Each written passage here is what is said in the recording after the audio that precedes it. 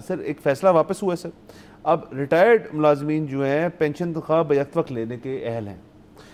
سر نئے احکامات کے بعد وفاقی اداروں میں ملازمین پر کوئی پابندی نہیں رہ گئی، اور سر کانٹریکٹ اور عارضی بنیاد پر دوبارہ ملازمت پر امرات لے سکیں گے۔ تو اس کا مطلب ہے سر شخص ریٹائر اپنے ایک عہدے سے ہو گیا ہے، لیکن ان کی چونکہ سروس جو تھی وہ اتنی آؤٹ سٹینڈنگ تھی، یا ان کا جو انہوں نے معاملات جو ڈیوٹی سر انجام دی، ان کو جو ریٹائرمنٹ تو لینی پڑی ان کو، یا ان کو چینج کرنا پڑا اپنا ادارہ، جو بھی مسئلہ ہوا، لیکن وہ ایسے اختصاصہ تھے بیوروکریسی کے کہ ان کو پھر سے ری ہائر کر لیا گیا، تو وہ پرانے عہدے کی ریٹائرمنٹ بھی لے سکتے ہیں اور بیک وقت جو نیا ان کو عہدہ خیر سے ملا ہے اس کی تنخواہ بھی لے سکتے ہیں۔ تو سر یہ تو کیا کہتے ہیں ڈبل مس ہو گیا سر معاملہ۔ نہیں دیکھیں، ہمیشہ سے ایسے ہی ہوتا تھا، اور ہم نے اسی شو پر آج سے کچھ 2 سال پہلے اس کے اوپر کئی شوز بھی کیے کہ ایسا نہیں ہونا چاہیے، اور اس کا مطلب یہ بھی نہیں ہے کہ وہ کم والی چیز لیں، مطلب take whatever is higher. Pension اگر زیادہ ہے تو پینشن لے لیں، اگر تنخواہ زیادہ ہے تو تنخواہ لے لیں۔ پھر ہوا یہ کہ آئی ایم ایف نے اس کے اوپر لاسٹ ایئر ایک ایکشن لیا، اور پھر یہ نیا قانون آ گیا کہ اب جو ہے وہ 2 چیزیں، پینشن اور تنخواہ میں سے ایک چیز چوز کرنی پڑے گی۔ اب اس کو واپس ریورس کر دیا گیا ہے۔ سو بنیادی بات یہ ہے کہ ایک ایسا ملک ہے جہاں پر ہم یہ دیکھتے ہیں کہ یوتھ بلج بہت زیادہ ہے، ایک ایسا ملک ہے جو کہ بے روزگاری کی ہم روز خبریں سنتے ہیں کہ وہاں پر بہت زیادہ ہیں، ایک ایسا ملک ہے جہاں پہ ہم اکثر یہ سنتے ہیں کہ اس وقت معیشت کے اوپر جو سب سے بڑا بوجھ ہے وہ پینشنرز کا ہے۔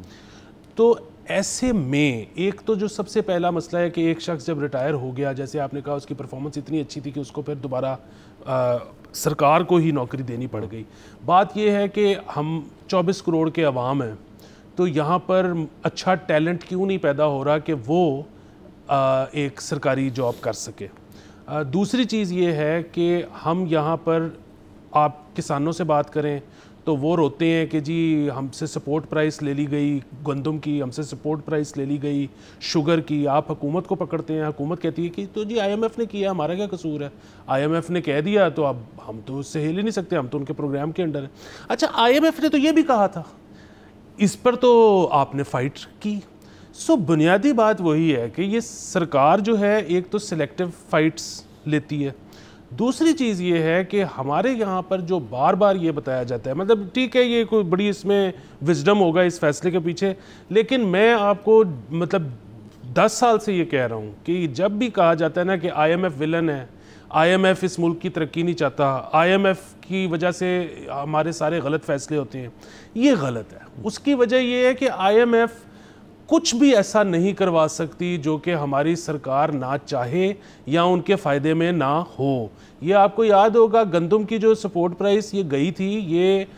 جو آپ کا کیئر ٹیکر سیٹ اپ تھا جس میں امپورٹ ہو گئی گندم، اور اس کے بعد کسانوں نے بھی لے کے آئے، گندم کی پرائس بہت نیچے آ گئی، ایک بہت بڑا ڈیزاسٹر تھا، آپ کے کسانوں کو بہت نقصان ہوا، لیکن آپ کی اسینشل باسکٹ اتنی کم ہو گئی کہ آپ کی جو انفلیشن تھی اس کی کمر ٹوٹ گئی۔ سو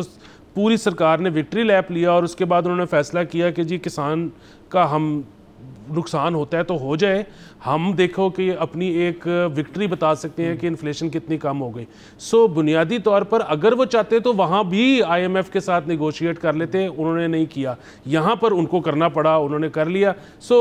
میں جو آئی ایم ایف بہت زیادہ طاقتور ہے، میں اس چیز کو نہیں مانتا۔ سبسکرائب کریں اور بیل دبائیں تاکہ کوئی خبر رہ نہ جائے۔